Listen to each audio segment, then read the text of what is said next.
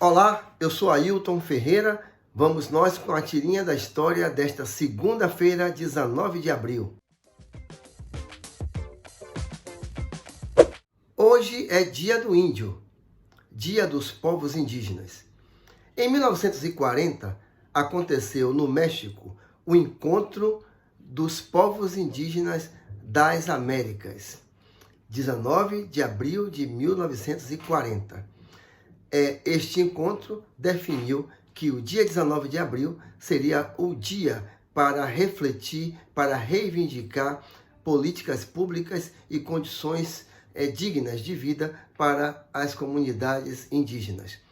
Em 1943, através de um decreto, o presidente Getúlio Vargas criou no Brasil o Dia do Índio, a partir de 1943. Quando os colonizadores por aqui chegaram, nós tínhamos aproximadamente 3 milhões de indígenas no Brasil. Com a escravidão, com o extermínio, com as epidemias, com o genocídio, hoje o Brasil tem pouco menos de 900 mil indígenas. São aproximadamente 305 etnias que falam 297 idiomas. Os lugares do Brasil onde nós temos a maior quantidade de populações indígenas é o norte do Brasil e o nordeste. No nordeste, a Bahia é o estado que tem uma maior quantidade. Também na Bahia, nós temos o Conselho Estadual de Políticas Públicas para as comunidades indígenas. E temos várias frentes indígenas que tratam de assuntos como saúde, segurança, direito à terra e educação. Em 1958, foi instalada a Arquidiocese de Aparecida.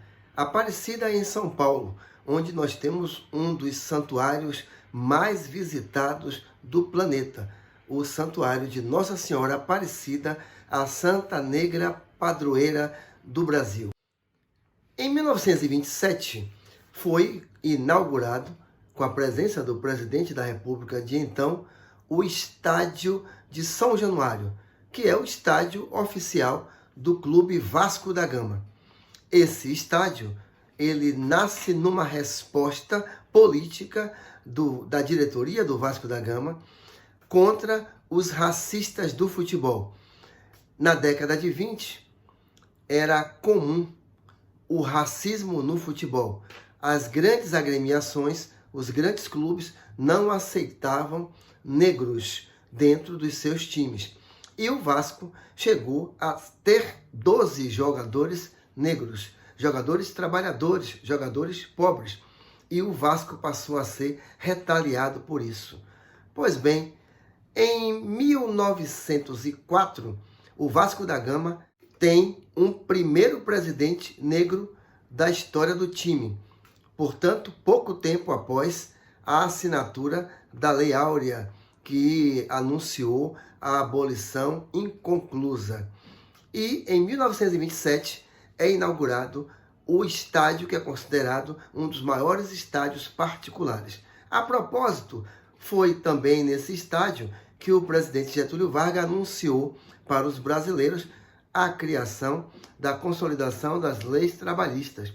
Portanto, o Vasco da Gama faz história. O Vasco da Gama enfrentou o racismo, construiu o seu estádio e, com isso, teve a liberdade, inclusive, de se afastar da federação, da associação de futebol, que na época juntava os maiores clubes brasileiros, os clubes racistas do Brasil. Portanto, muito antes até do Bangu e do Ponte Preta, que também foram importantes clubes nas políticas afirmativas naquela época, o Vasco da Gama foi antes. Então, aqui um recado para os flamenguistas do estado da Bahia, que o Vasco da Gama teve esse papel pioneiro, construiu o seu estádio, combateu o racismo.